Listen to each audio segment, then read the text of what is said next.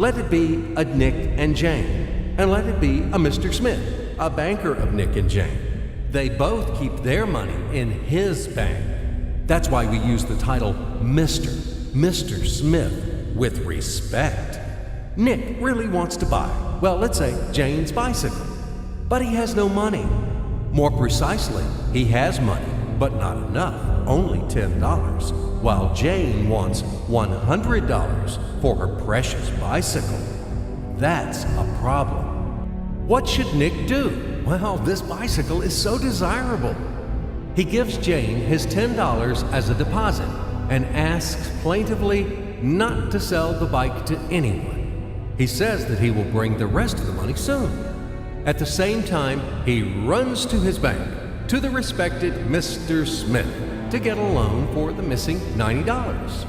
As ill luck, Mr. Smith has no money at this moment, but he knows perfectly about $10, which Nick gave to Jane. And where will Jane bring his money to? That's right. She will put these $10 in her lovely bank to the same Mr. Smith. Therefore, Mr. Smith asks Nick to come back tomorrow in the hope that tomorrow he will get these $10. And everything happens this way.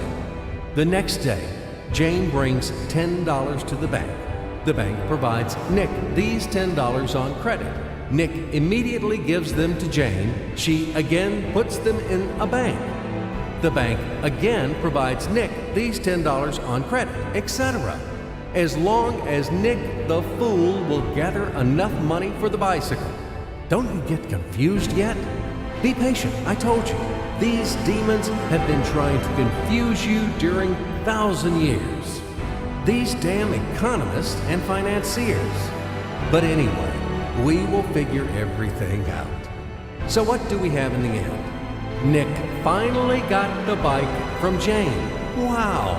But at the same time, Nick owes $90 to the bank, Mr. Smith, and the bank, in its turn, owes $100 to Jane.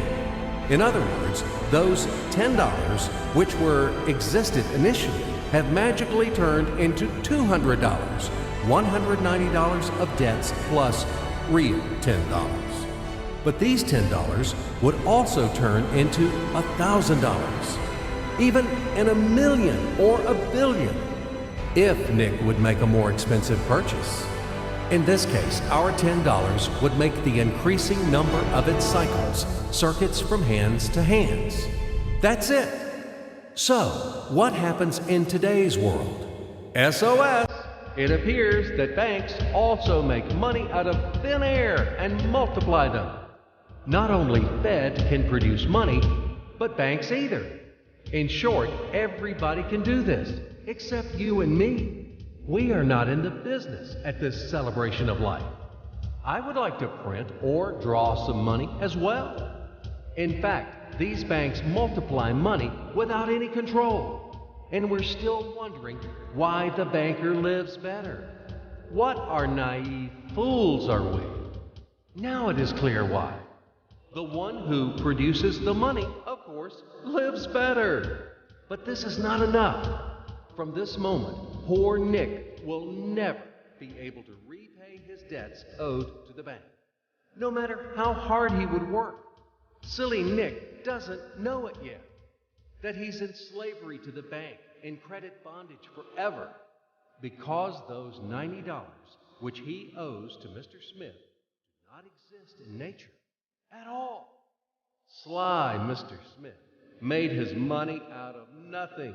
He created them out of thin air, just one click. And $10 turned into $200. Yes, but you can object reasonably.